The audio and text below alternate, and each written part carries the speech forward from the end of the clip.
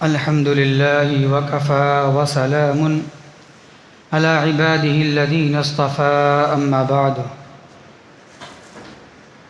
فأعوذ بالله من الشيطان الرجيم بسم الله الرحمن الرحیم۔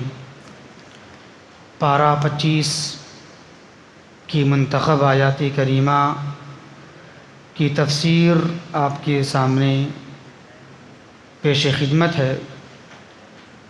پارہ کی شروعات اس طرح ہو رہی ہے: الیہ یرد علم الساعہ وما تخرج من ثمرات من اکمامها وما تحمل من انثى ولا تضع الا بعلمه، کہ قیامت کے علم اللہ تبارک و تعالی ہی کے پاس ہے، اور جو پھل اپنا شگوفہ نکالتا ہے وہ کہاں نکالے گا، اس کا بھی علم اللہ تبارک و تعالی ہی کو ہے۔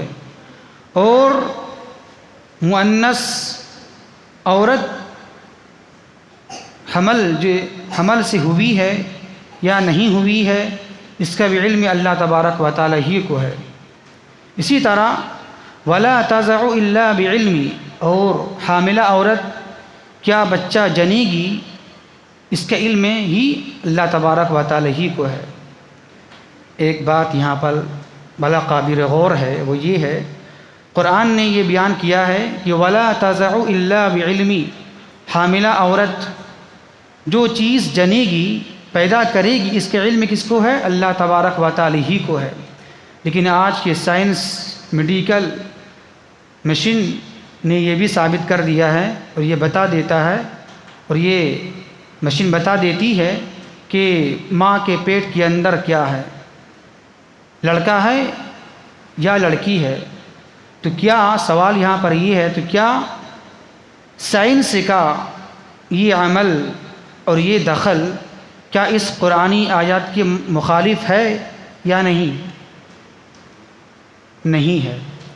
اس لیے نہیں ہے کہ قرآن نے یہ کہا کہ حاملہ عورت جو بھی بچہ جنے گی، اس کے علم کس کو ہے؟ اللہ تبارک و تعالی ہی کو ہے۔ اب میڈیکل کی طرف آئیں، آپ سائنس کی طرف آئیں، وہ کب بتاتا ہے؟ وہ کچھ دنوں کے بعد، فوراً نہیں بتائے گا۔ حمل ٹھہر گیا، ہاں، اس کے بعد 4 مہینے کے بعد، شروع میں نہیں بتائے گا کیا ہے، لڑکا ہے یا لڑکی ہے، یا پھر یہ بھی وہ بدبخت ہے یا نیکبخت، یہ نہیں بتائے گا آپ کو۔ وہ کیا ہوگا دنیا میں آنے کے بعد، نیک ہوگا یا برا ہوگا، اس کی وضاحت نہیں کرے گی۔ بس وہ 4 مہینے کے بعد کیا یہ اتنا بتا دے گا کہ یہ لڑکا ہے یا لڑکی ہے، بس۔ تو قرآن کی یہ آیت اس کے مخالف نہیں ہے، اللہ ہی بہتر جانتا ہے۔ دوسرے صفحے کے اندر اللہ تبارک و تعالی نزول قرآن کا مقصد بیان فرما رہا ہے کہ قرآن ہم نے نازل کیوں کیا، اس کی وجہ کیا ہے۔ اللہ بیان فرماتا ہے وَكَذَلِكَ أَوْحَيْنَا إِلَيْكَ قُرْآنًا عَرَبِيًّا لِتُنذِرَ أُمَّ الْقُرَىٰ وَمَنْ حَوْلَهَا، کہ اسی طرح ہم نے اے میرے محبوب صلی اللہ علیہ وسلم، ہم نے آپ کی جانب قرآن، عربی قرآن جو زبان عربی زبان میں ہے، ہم نے اس کو نازل کیا، اتارا۔ کیوں اتارا؟ لِتُنذِرَ، تاکہ آپ ڈرائیں، کس کو؟ ام القریٰ کو ڈرائیں، ومن حولها، اور جو اس کے ارد گرد ہیں، آس پاس ہیں، اس کو ڈرائیں۔ یہاں پر اللہ تبارک و تعالی نے مکہ کا نام کیا کہا ہے؟ ام القریٰ۔ ام القریٰ ایک مکے کا نام ہے۔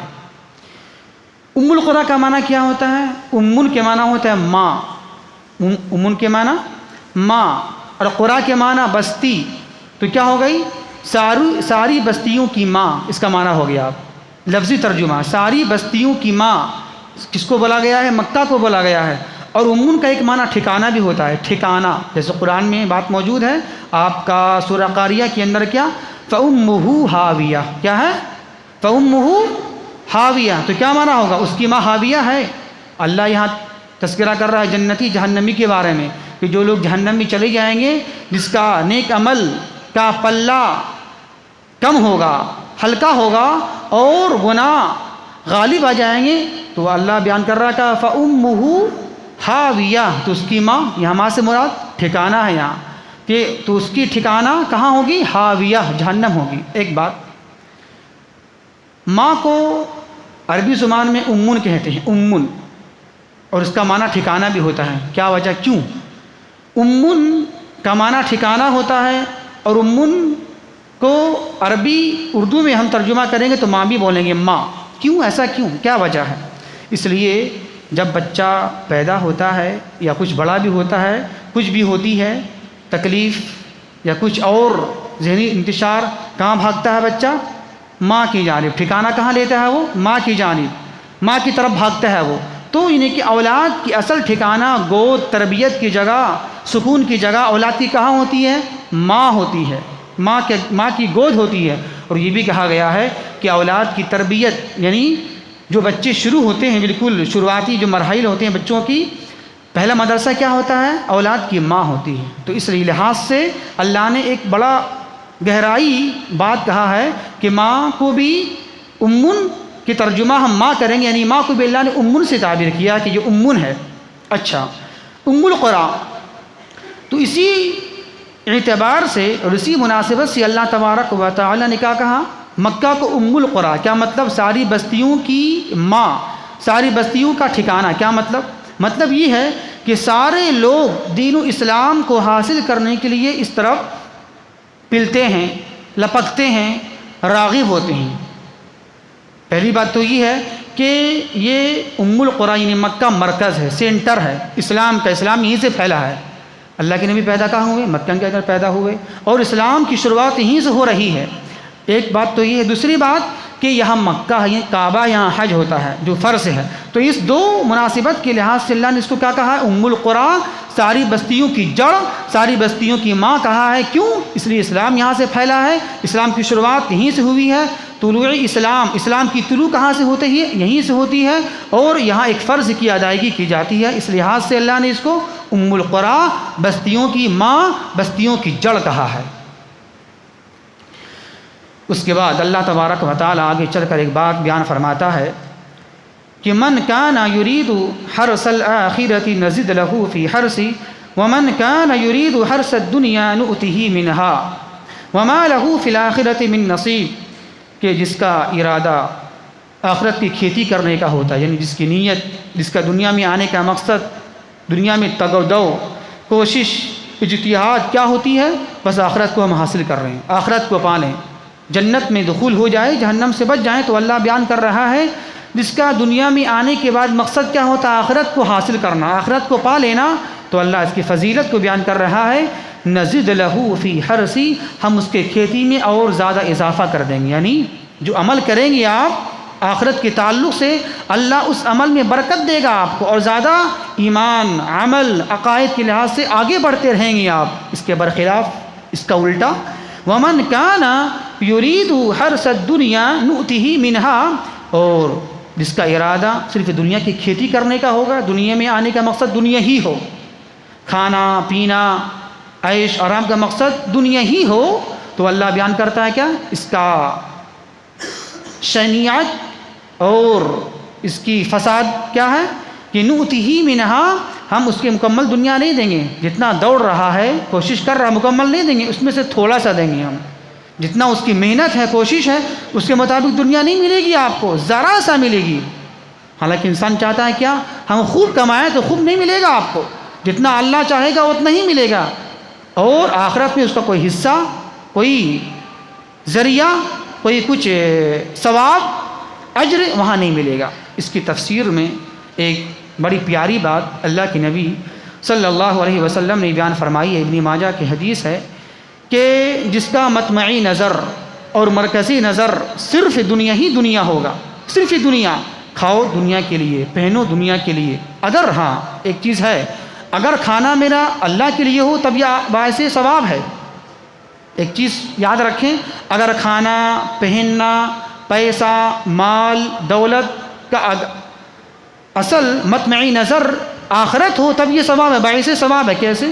آپ کھا رہے ہیں، پی رہے ہیں، کیوں؟ تاکہ میری صحت برقرار رہے، اور صحت کی بنا پر ہم نماز پڑھیں گے، اور کوشش کریں گے، معیشت کا مسئلہ حل ہوگا، اپنی بیوی کو کھلائیں گے، بچوں کو کھلائیں گے، اولاد کو دیکھیں گے، ماں باپ کو دیکھیں گے، تو بالکل عینی ثواب ہے، یہ عبادت ہے، یہ مال کمانا عبادت ہے، لیکن مقصد کیا ہونا چاہیے؟ عیش پسندی نہیں، آگے بڑھیں گے ہم، اس سے آگے بڑھ جائیں گے۔ مقصد کیا ہونا چاہیے؟ اپنے پیٹ کی حفاظت کی جائے حلال طریقے سے، حرام طریقے سے نہیں، حرام سے بچنا ہے، اور حلال کھانا یہ بھی عبادت ہے۔ اسی طرح اولاد کو کھلانا، پلانا، پڑھانا، یہاں تک کہ حدیث میں بات آتی ہے اگر آپ ایک لقمہ کھلائیں گے بیوی کے منہ میں، یہ بھی باعث اجر باعث ثواب ہے، اتنی بڑی فضیلت ہے۔ اگر بیوی کو ایک لقمہ دیں گے آپ حلال روزی کا، یہ بھی باعث اجر ہے، ثواب ہے۔ کیوں؟ محنت کی بنا پر۔ تو یہ مت سوچے کوئی آدمی مال کما رہا ہے تو غلطی کر رہا ہے، نہیں، مال کمانا غلط کب ہے؟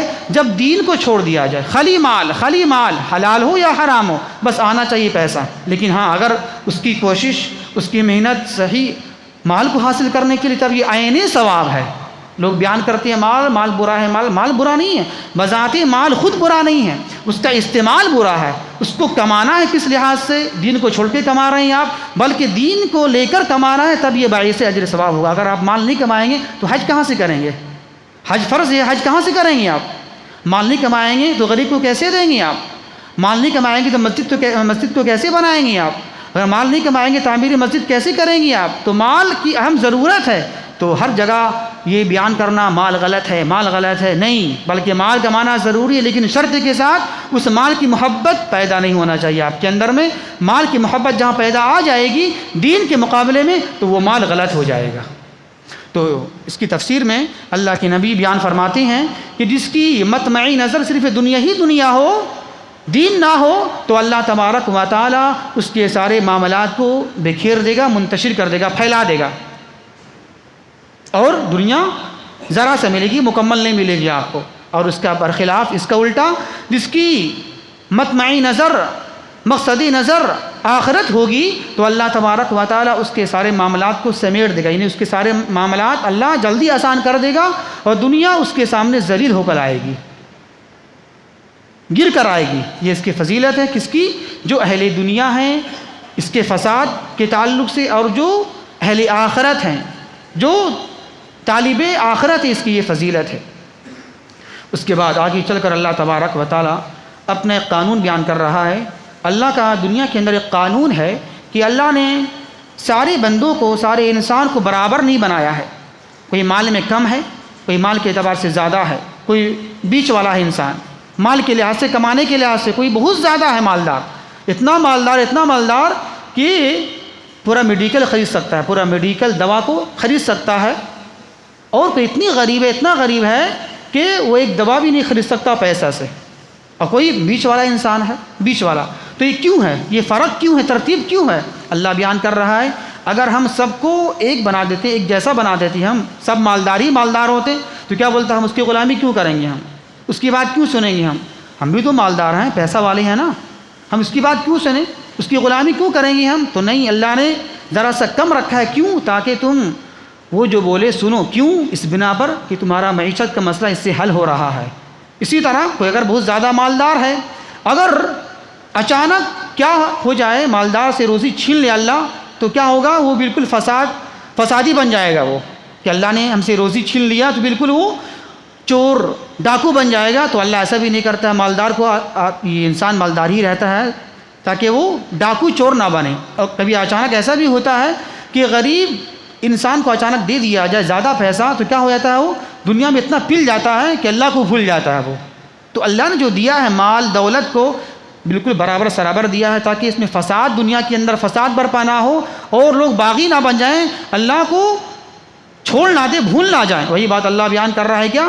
وَلَوْ بَسَطَ اللَّهُ الرِّزْقَ لِعِبَادِهِ لَبَغَوْا فِي الْأَرْضِ، کہ اگر اللہ تبارک و تعالیٰ اپنے سارے بندوں کے تعلق سے روزی کو پھیلا دے، خوب روزی دے دے، تو کیا ہوگا دنیا کے اندر میں؟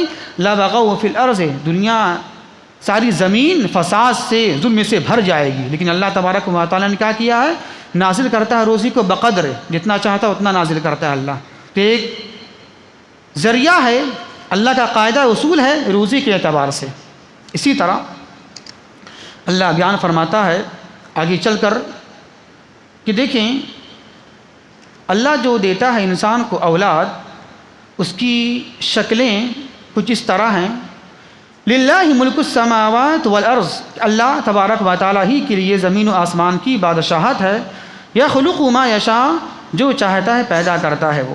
یہب لمن یشاء اناثا، اللہ تبارک و تعالیٰ جسے چاہتا ہے صرف لڑکیاں ہی لڑکیاں دیتا ہے. دیکھیں 3 طرح ہے اولاد دینے کے اعتبار سے، یہ 3 طریقے ہیں، 3 ترتیب ہیں.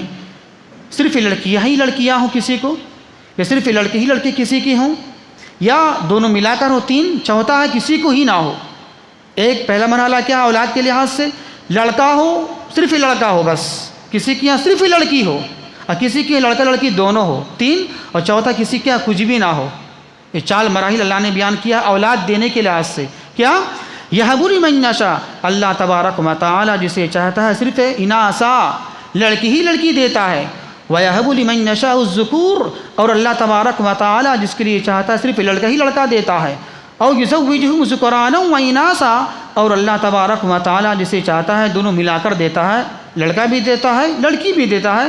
وَيَجْعَلُ مَن يَشَاءُ عَقِيمًا، اور جس کے لیے چاہتا ہے اس کے بانجھ بنا دیتا ہے، نہ لڑکا نہ لڑکی کچھ بھی نہیں ملتا ہے اسے.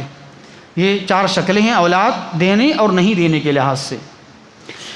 اس کے بعد اللہ تبارک و تعالیٰ بیان فرماتا ہے وحی کی صورتیں کیا ہیں، یعنی اللہ جو کلام کرتا ہے اپنے پیغام کو بھیجتا ہے، اس کی شکلیں اور صورتیں کیا ہیں. اس کی شکلیں یہاں پر 3 بتائی گئی ہیں، لیکن حدیث سے ملا کر 4 ہو جاتی ہے شکل. کیا ہے وہ؟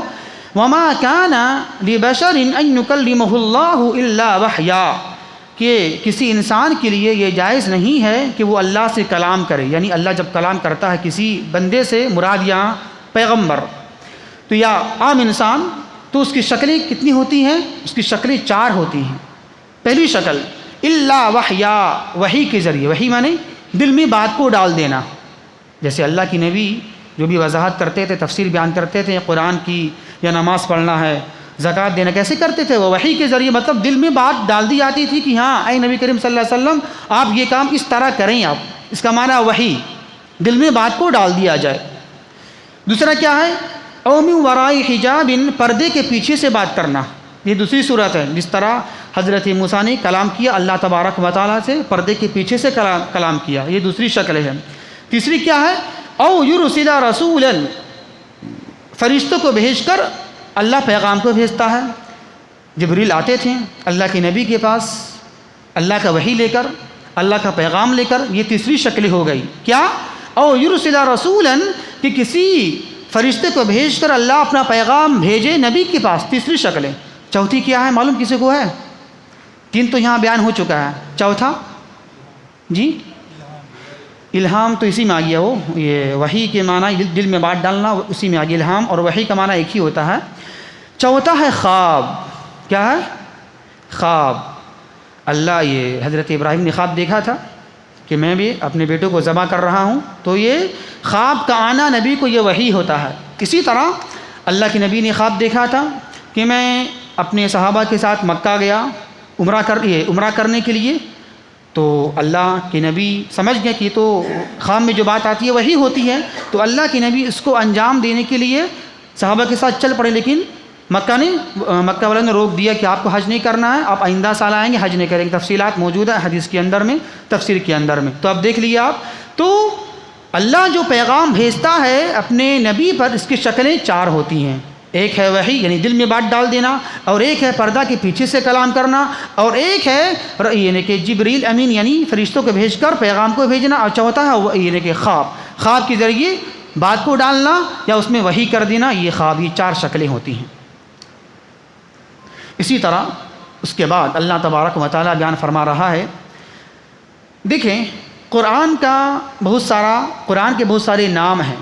قرآن کے بہت سارے نام ہیں. قرآن کا ایک نام کتاب بھی ہے، شروع میں ہے نا ذالک الکتاب لا ریب فیہ. اس قرآن کا نام ایک کتاب بھی ہے. اس قرآن کا نام ایک فرقان بھی ہے. فرقان مانے حق اور باطل کے درمیان فرق کر دینے والا.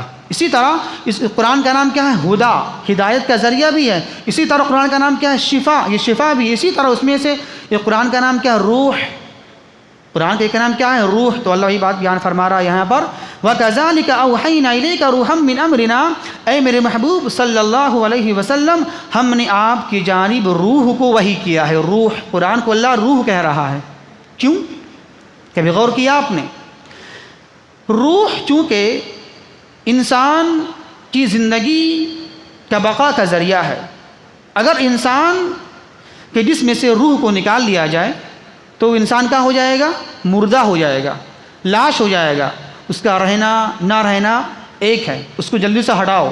جب انسان مر جاتا ہے، چاہے قریبی کیوں نہ ہو، اپنی بیوی کیوں نہ ہو، مر گئی تو ایسا نہیں کہ رکھو اور ایک ہفتہ رکھو، اس کو ذرا دیکھیں گے ہم، نہیں، جتنا قریب ہی کیوں نہ ہو اس کو فوراً ہٹاؤ یہاں سے، کیوں؟ وہ مردہ ہو گئی، اس کو دیکھنا، بلکہ اس میں بدبو پیدا ہو جائے کچھ گھنٹوں کے بعد، چند گھنٹوں کے بعد، تو اس کو رکھنا فضول ہے، لا یعنی ہے۔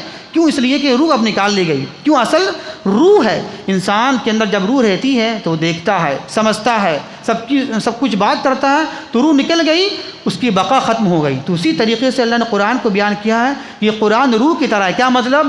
یہ قرآن، یہ کتاب جس جماعت میں چلی گئی، جس کو لوگوں نے مان لیا، وہ زندہ قوم ہے، وہ قوم زندگی ہے، اس قوم میں زندگی آ چکی، جن لوگوں نے قرآن کو مان لیا، قرآن پر عمل کر لیا، وہ زندہ قوم کی طرح ہے، اور جس قوم سے قرآن نکل گئی وہ قوم مردہ بن گئی۔ تو اللہ نے اسی مناسبت سے کہا تھا قرآن کو، قرآن روح ہے، یعنی ایک روح کا ذریعہ ہے۔ اگر قرآن کو جہاں آپ نکال دیں گے، آپ جماعت سے، جمعیت سے، قوم سے، تو وہ قوم، وہ جماعت مردہ ہو جائے گی، لاش بن جائے گی۔ تو ہمیں چاہیے کہ قرآن کو اپنائیں، قرآن کی جو باتیں اس پر عمل کریں، تاکہ ہم زندہ قوم کہلائیں۔ ہم اسی مناسبت سے یہ بات ہے۔ اس کے بعد اللہ تبارک و تعالی عورتوں کے تعلق سے، خواتین کے تعلق سے ایک بات بیان فرما رہا ہے کہ کفار مشرکین زمانے جاہلیت میں ان کا یہ حال تھا کہ جب کسی کو بشارت دی جاتی لڑکیاں پیدا ہونے کی تو انہیں اچھا نہیں لگتا، وہ مارے شرم کے چھپے پھر تھے۔ پہلے ایسا ہوتا تھا، کسی کی لڑکیاں پیدا ہونا باعث عار تھا، باعث شرم و حیا تھا، وہ برداشت کرتے نہیں تھے۔ بیٹی پیدا ہوتی وہ زندہ درگور کر دیا کرتے تھے، ہاں بیٹا پیدا ہو تب ٹھیک ہے، لیکن جہاں بیٹیاں پیدا ہو گئیں تو کیا ہوتا؟ ظل وجہہ مسودا وہو کظیم، اس کا چہرہ سیاہ ہو جاتا، بالکل کالا پڑ جاتا، وہو کظیم، اور وہ غم سے بھر جاتا کہ اب کیا ہوگا، لوگ مطلب کہ ہم کسی کے، میری بیٹی بہو بن جائے گی اور ہم اس کے سسر بن جائیں گے، یعنی کہ یہ ذلت کی بات تھی، پہلے زمانے جاہلیت میں ذلت کی بات تھی۔ تو یہ لوگ کیا کرتے تھے کفار مشرکین، یہ لوگ فرشتوں کو اللہ کی بیٹیاں بولتے تھے کہ نعوذ باللہ یہ فرشتے اللہ کی بیٹیاں ہیں، یہ ایسا کہا کرتے تھے۔ تو اللہ بیان کر رہا ہے کیا، اے لوگو، کیا تم نے اپنے لیے جو چیز پسند نہیں کی تم اللہ کے لیے پسند کر رہے ہو، تم خود پسند نہیں کرتے اپنے لیے کہ میری یہاں بیٹیاں پیدا ہوں، تم اللہ کے لیے پسند کرتے ہو تو اللہ کے لیے بیٹیاں ہوں، یہ عجیب تمہارا فیصلہ ہے۔ تم خود جس کو ناپسند کرتے ہو، میری یہاں بیٹیاں نہ ہو، خیر بیٹا ہو، اور تم وہ چیز اللہ کے لیے کیسے پسند کر لیے تم؟ تو یہ غلط ہے، یہ تمہارا فیصلہ غلط ہے یہ چیز۔ اور اللہ بیان کرتا ہے کیا تم نے دیکھا تھا جب پیدا میں کر رہا تھا فرشتوں کو، کیا تم نے دیکھ لیا وہ مؤنث ہے یا مذکر ہے؟ تم وہاں موجود تھے، اللہ بیان کر رہا ہے اشہدوا خلقہم، اے کفار و مشرکین، کیا تم وہاں حاضر تھے جس طرح ہم پیدا کر رہے تھے، یہ مؤنث ہے یا مذکر؟ تم نے کیسے جان لیا کہ فرشتے یہ مؤنث ہے مذکر نہیں ہے؟ نہیں، بلکہ عباد الرحمن، یہ اللہ کے بندی ہیں یہ۔ اس کے بعد اللہ تبارک و تعالی ایک بات بیان فرما رہا ہے آپ کا لڑکیوں کے تعلق سے، دیکھیں اممن ينشأ فی الحلیہ وهو فی الخصام غیر مبین، کہ کیا وہ لڑکیاں جو اللہ کی بندیاں ہوتی ہیں وہ زیورات ہی میں پلتی ہیں، زیورات میں پلتی ہیں، اور وہ جب بھی بات کرنے کا مسئلہ آئے، بات کو وضاحت کرنے کا مسئلہ آئے، کوئی معاملات پیش آ جائے تو اپنی بات کو کلیئر بھی نہیں کر پاتی ہیں وہ۔ اللہ نے یہاں دو بات بڑی وضاحت کے ساتھ کی ہے، دو کمزوریاں ہیں یہ لڑکیوں کی، خواتین کی۔ ایک کیا ہے کہ وہ زیورات میں پلتی ہیں، کیا مطلب؟